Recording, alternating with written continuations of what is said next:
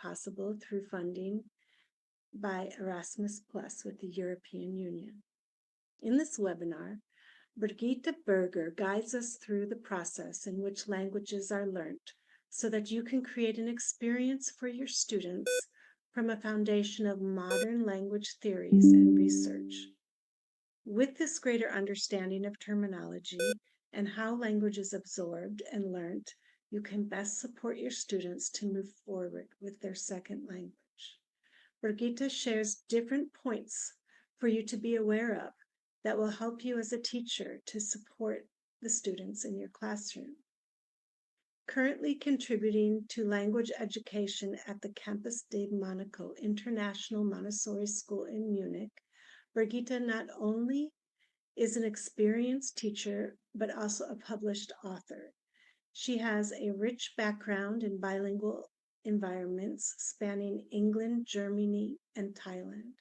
She has developed a Montessori-based approach to foreign language learning, sharing her expertise in Montessori teacher training and continuing education programs in Germany. After viewing this webinar, you will gain a deeper understanding that language acquisition is a gradual process involving inevitable errors. That is part of the process. We are reminded that the emphasis should be on fostering growth rather than achieving flawless language production, recognizing it as an ongoing learning journey. This insight is valuable not only for educators, but also for collaborating with parents to enhance support in the learning environment. Brigitte, it is my pleasure to welcome you. Thank you, Amy, and hello. Languages, be they second or foreign languages, play an ever-growing role in elementary schooling and education. But how do children actually learn additional languages? That's what we'll be looking at in the next 30 minutes or so. So here we go, second language acquisition, an introduction for elementary teachers. I'd like to just familiarize you with a few of the terms that I'll be using during this talk. You'll come across the two terms, acquisition and learning, and we'll be looking more closely at the difference between the two. We'll also be referring to first, family, home language, and the abbreviation L1. I'll be talking about the target language, which can be a second, an additional language, or an L2, another term that you'll come across. And we'll also be looking at the term foreign languages. But to get us started, I would like to begin with a quote from Dr. Montessori, who described the linguistic development of young children. A child can only acquire the words he hears spoken around him. This is not teaching, but absorption. The child is, by nature, hungry for words. He loves strange, long words, like the names of dinosaurs and constellations. He takes in all these words without understanding their meaning, as his mind is still taking language in by a process of unconscious absorption. To quote Dr. Montessori. And this description still holds true today. We still regard the learning of the first language, the mother tongue, as an almost magical process. It's also been likened to a sponge taking in the surrounding liquid by a similar process that we also refer to as absorption. Dr. Rosemary Tracy has described the acquisition of the first language, the home language, the mother tongue, as a success story. Just to go back to those terms, mother tongue is the familiar term that we use sort of in everyday language, but a growing awareness of the different family settings, that it may be the father's language and not just the mother's language, has led to the use of this term L1 or first language as the first language a child learns in its family surroundings. Yes, and as Rosemary Tracy says, it's a success story. Children are born with the ability to learn languages if they are born with all natural abilities to lead a normal life. The process takes place through verbal, physical, and verbal interaction with the environment and the human beings there. That's something very important we know about, that it takes human beings for children to learn their first language. It's a process that takes place without there being any teaching, without there being instruction or correction. We do know that baby talk is not something that is grammatically correct, that children, from the time they speak with just the first syllables, making noises, then starting to experiment with words and then putting those words together, they do not produce correct language, but without our needing to instruct them, without our needing to correct them, this language constantly evolves and develops.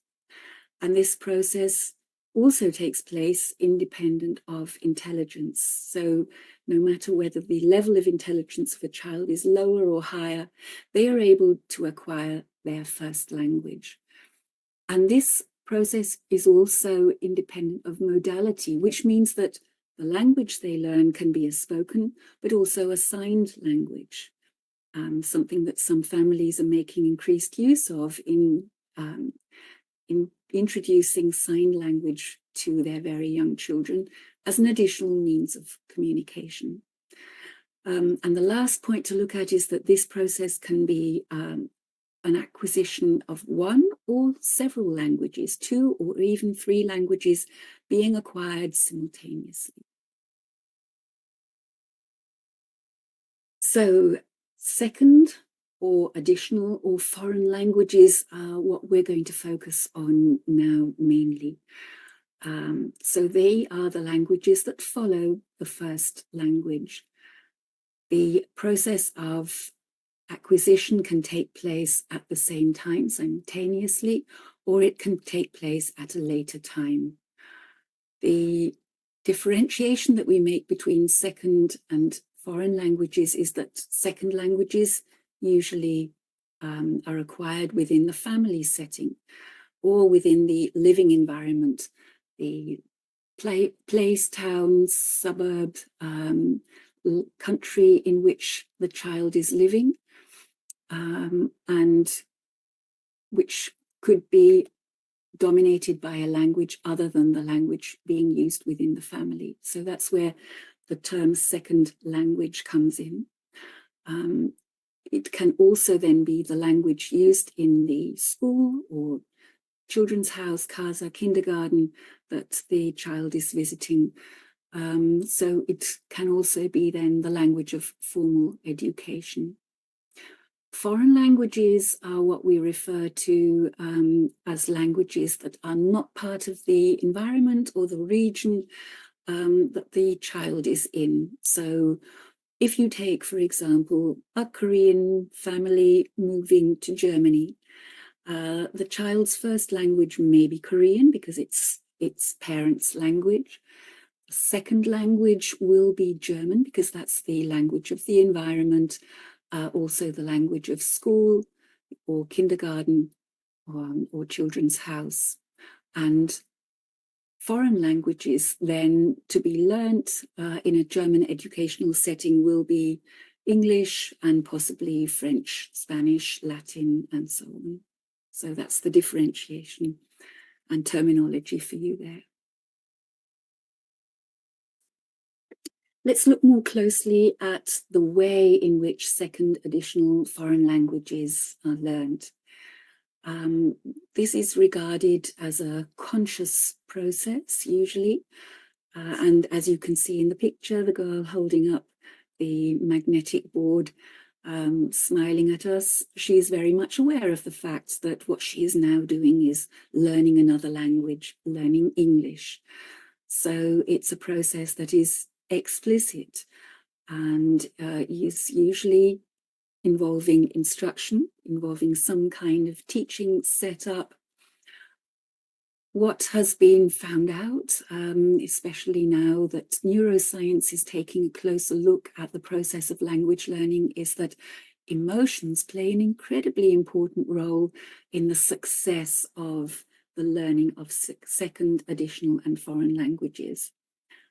Motivation, of course, is also a very strong driving force, intrinsic motivation being the stronger and the more effective of the two.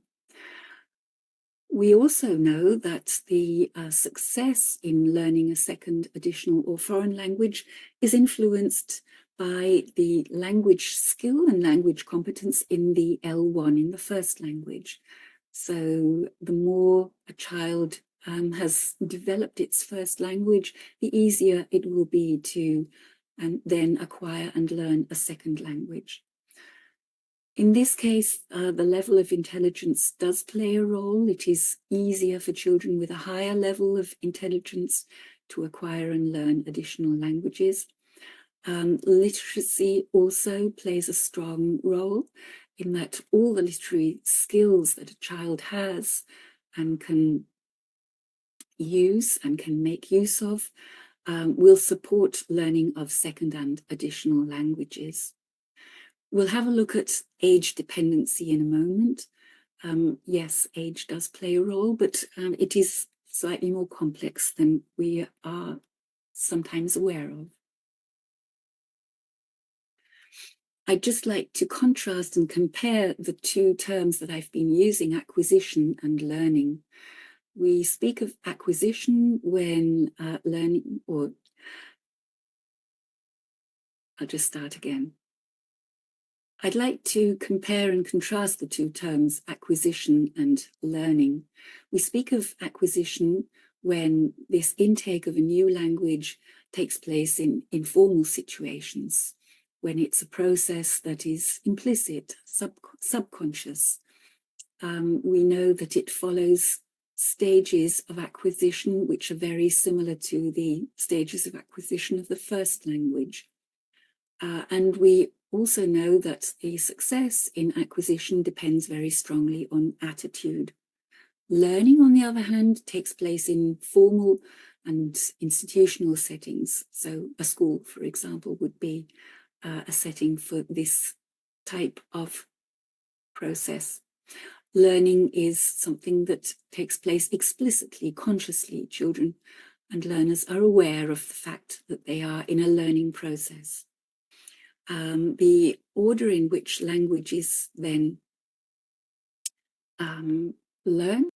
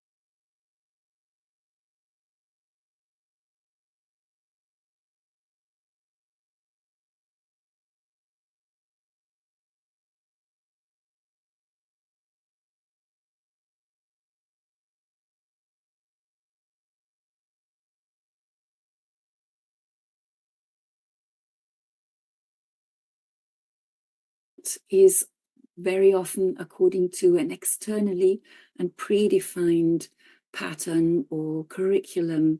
So here I've used the term order of learning, but yes, it's based on a curriculum or a set of guidelines, a course book possibly, externally decided upon by linguistic experts. What determines success in learning of languages is mainly aptitude, what we refer to as the qualities of a good learner or successful language learner. To give you an example, research has shown that successful language learners, for example, are risk takers. That is seen as one of the most important qualities they have, being willing and able to take risks in terms of trying out something new, not being sure whether it's going to work or not, seeing what the communication situation holds for them, experimenting and exploring. In both cases, whether we're talking about acquisition or learning, we need to take into consideration and regard the personality and the development of each individual learner. So it's not just the two settings that we're looking at. We always need to keep in mind that each learner is an individual and that individual learning can take different forms and can be a different process.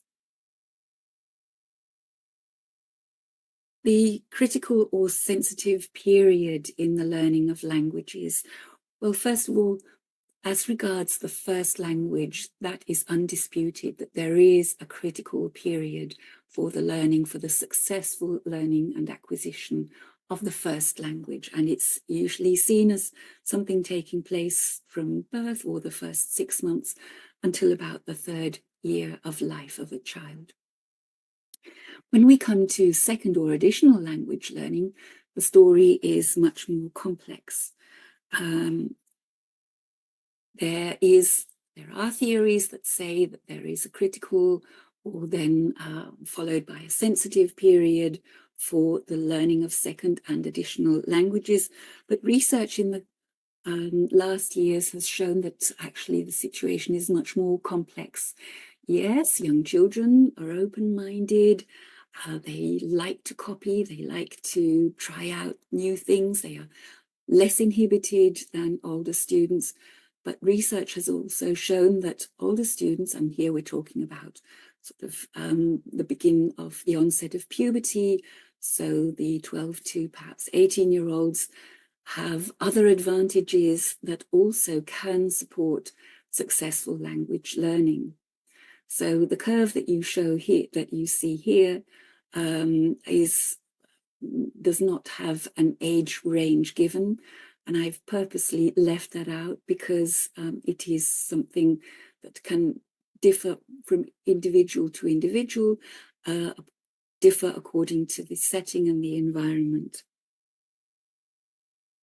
What we can say, though, is that younger children find it easier to learn the phonology of a new language, meaning that they find it easier to pronounce the words in the same way as the native speaker or the language speaking model pronounces this target language. So yes, there is definitely an advantage in terms of phonology, but in terms of lexis, the vocabulary or grammatical structures, it's not that easy to make a general statement. I like this quote from Owen Crisfield, sort of summarizing what I've just tried to explain to you, putting the essence in a nutshell. She says that learning a new language, no matter your age, just takes time. It takes effort and the right circumstances.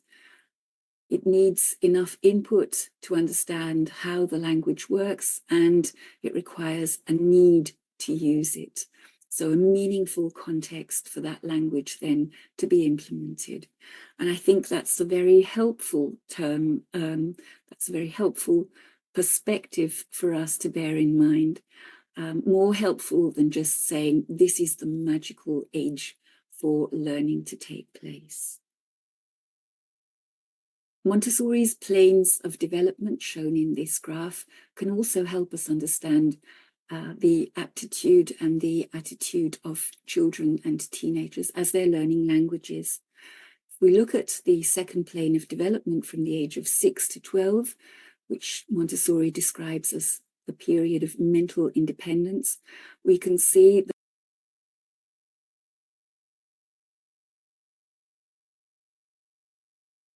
that there is a great elaboration of the mind and the personality. Montessori describes this learner and children at this stage as explorers.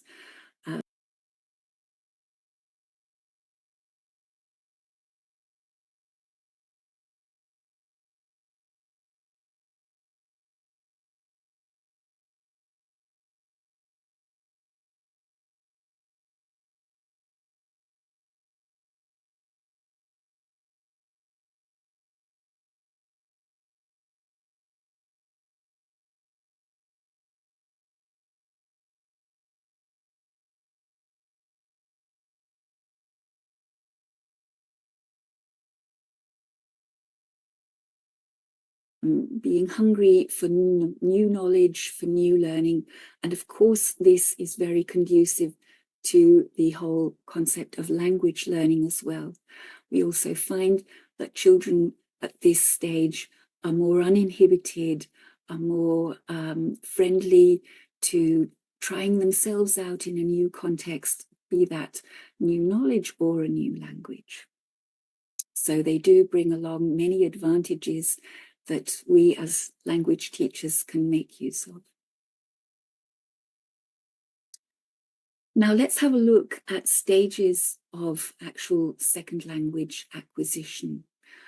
A theory that comes in very helpful in regarding how children acquire a new language is the so-called processability theory, developed by a German linguist, Manfred Pienemann.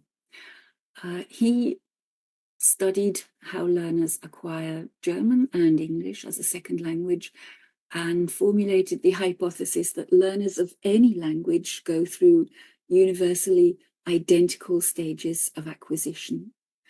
And according to his theory, the order of these stages cannot be changed, but individual learners can go through these stages at varying speeds, and their progress can vary significantly.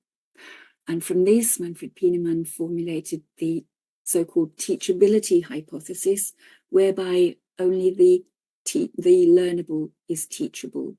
I'll show you what that means in the next slide, where we can look at these stages of L2 acquisition in more detail.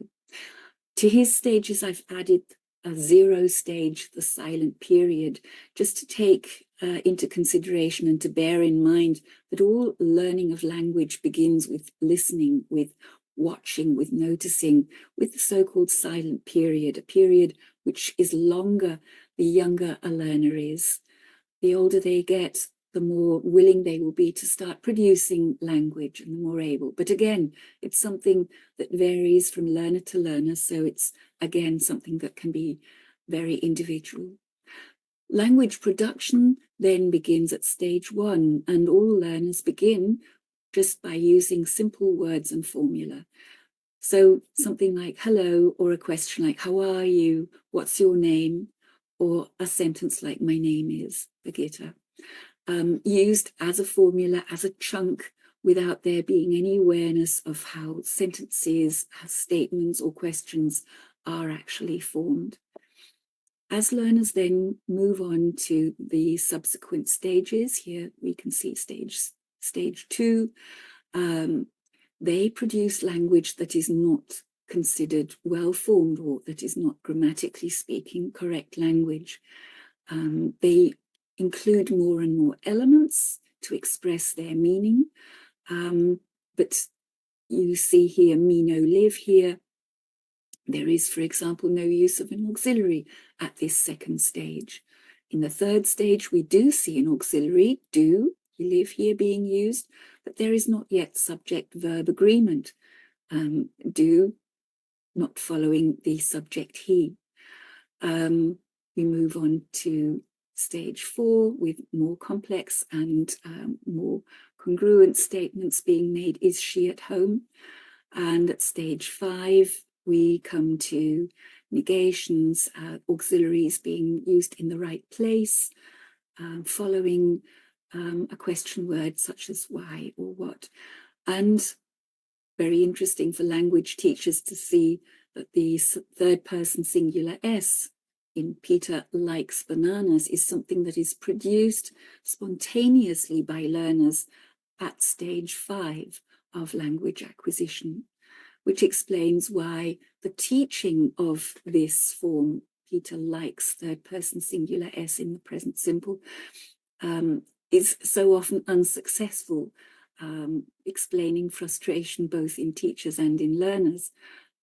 When you're trying to teach a stage 5 form, but a learner is still in the first, second, third, or fourth stage. So just to go back to the hypothesis formulated by Manfred Pienemann, only the learnable is teachable. Only the stage that is one further from where the learner is currently situated is actually then accessible and learnable for the learner, which means that it's only also teachable for us as coming from the teaching perspective. So important to know that errors are a part of this language acquisition and these stages, and that that what we are aiming for can only be the next stage or the next step. So yes, just to remind you of that learners of any language go through universally identical stages. The order cannot be changed, and speed and progress can vary significantly. Only the learnable is teachable. Being aware of the stages of language acquisition helps us understand better the concept that Larry Zielinker described as the interlanguage. You can see here on the left-hand side the L1, the first language that the learner is coming from, the starting point, and on the right-hand side you see the L2, the target language, the language that the learner is aiming to acquire. And between the two, you see spirals and a constantly changing, evolving construct, which is described as interlanguage. You could also call it the learner's language. It's a bit like baby talk or child's language if you're looking at the first language. It's something that is changing, developing, evolving based on knowledge in the L1, based on universal properties of that language, based on input, of course, that the learner is getting in the language and learning context, depending on literacy skills, something that we already mentioned, taking into account individual learner differences, and of course supported by metalinguistic awareness. But being aware of this means that we are aware that language that learners produce and that children are producing as they are learners and as they are in a stage of acquiring an additional language will always show some characteristics of this interlanguage in not being the perfect and the target language at the level of a native speaker. How can we support this process of acquisition? It takes two sides, or it has two sides. One is the input side. One is, so to speak, then the language that children and learners hear, that they listen to, that they read, both in terms of phonology, lexis, and grammar. And the other part of this acquisition process and the necessary part of developing the interlanguage, the learner's language, in order to support acquisition is output, which means actual language production by the learner in terms of phonology, in terms of lexis and grammar. So sort of the two sides of the coin that make up this language acquisition or language learning, both input and output play a vitally important role. As we're looking at language learning in an educational setting, it's very helpful also to be aware of the two levels of language learning in terms of the terminology coined by Jim Cummins, and using the metaphor, the image that he gave us, has given us to understand better. He uses the image of the iceberg, and this is also referred to as Cummins' iceberg theory. The iceberg, as we know, with a small tip that's visible above the water and a large body of the iceberg invisible but very, very present below the water.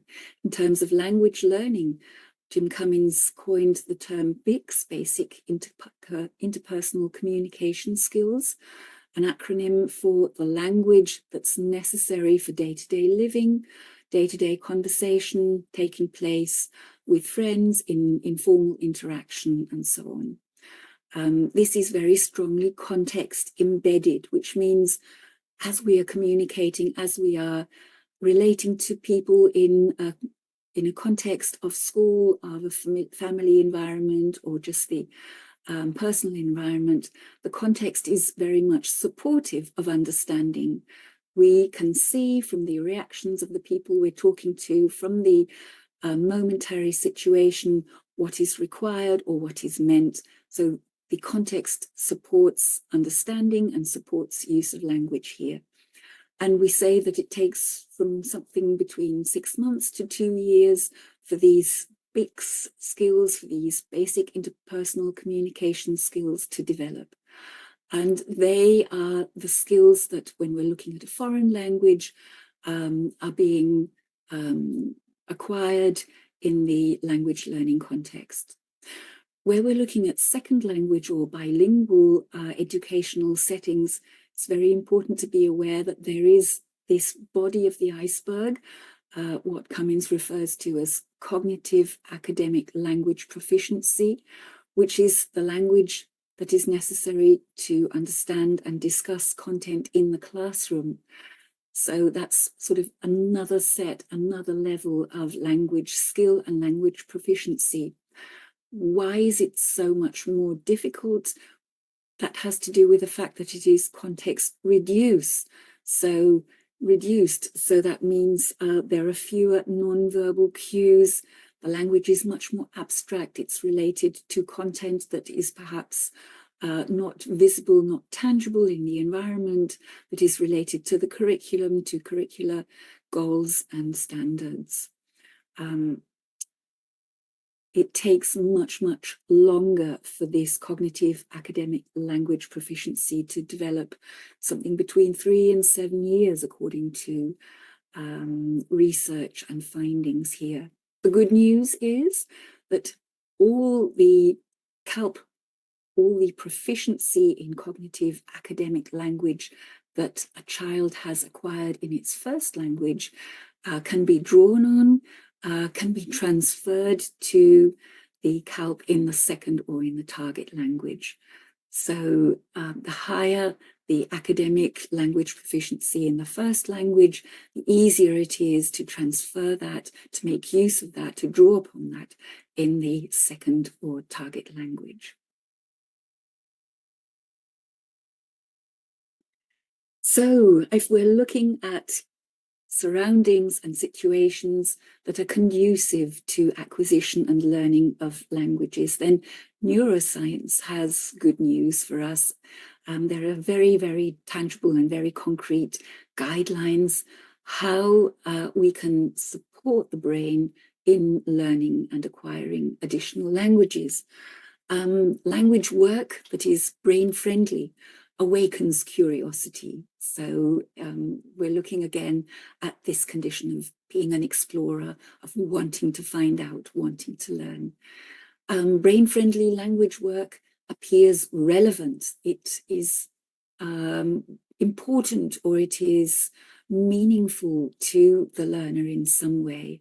And that can be something that is very personal, that is very individual. Again, here we're looking at individual learners and their development.